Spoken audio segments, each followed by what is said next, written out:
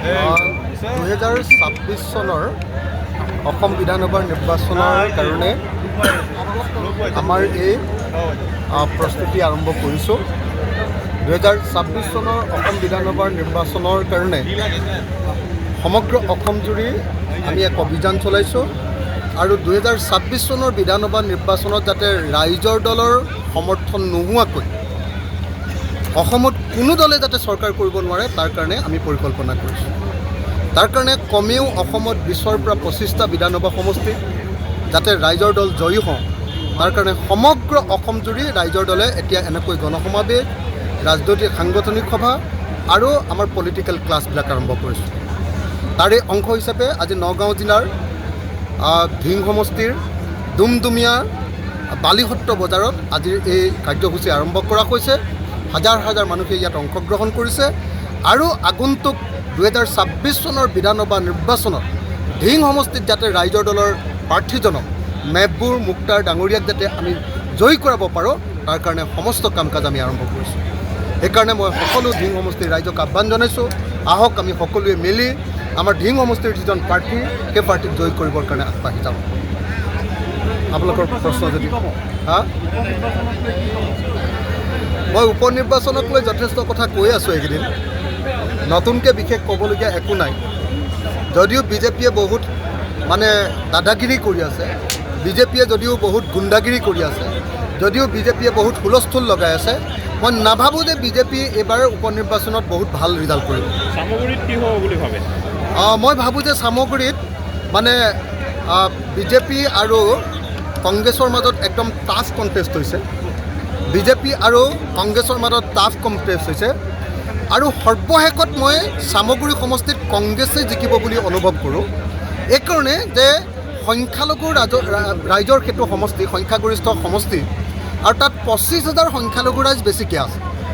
25,000 সংখ্যালঘু ৰাইজ যদি এটা সমষ্টিত বেছিকৈ থাকে তেতিয়াহ'লে নিশ্চিতভাৱে সংখ্যালঘু প্ৰাৰ্থীজনক জয়ী কৰাৰ সম্ভাৱনাই বেছি।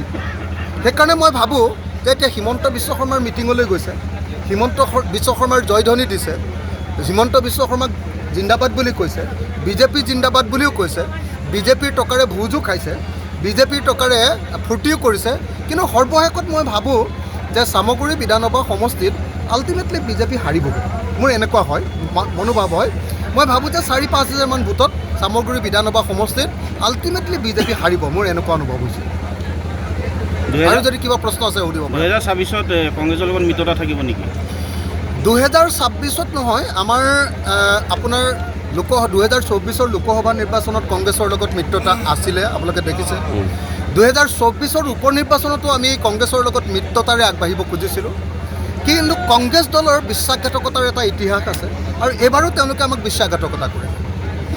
2021 চনতো তেওঁলোকে আমাক বিশ্বাসঘাতকতা কৰিছিলে আৰু এইবাৰো আকৌ বিশ্বাসঘাতকতা কৰে। 2026 চনত যদি তেওঁলোকে বিশ্বাসঘাতকতা নকৰে, 2026 চনত যদি তেওঁলোকে বিজেপিক সঁচাকৈ পৰাভূত কৰাটো বিচাৰে তেতিয়াহ'লে নিশ্চয় আমি একলগ হ'ব লাগে। কিন্তু এইবাৰ কংগ্ৰেছ দলে কোনো পধ্যে যাতে আমাক বিশ্বাসঘাতকতা কৰিব নোৱাৰে, সেইকাৰণে আমি 126টা বিধানসভা সমষ্টিতে আমাৰ সাংগঠনিক তৎপৰতা আৰম্ভ কৰিছোঁ, আমি প্ৰাৰ্থী নিৰ্বাচন কৰিছোঁ।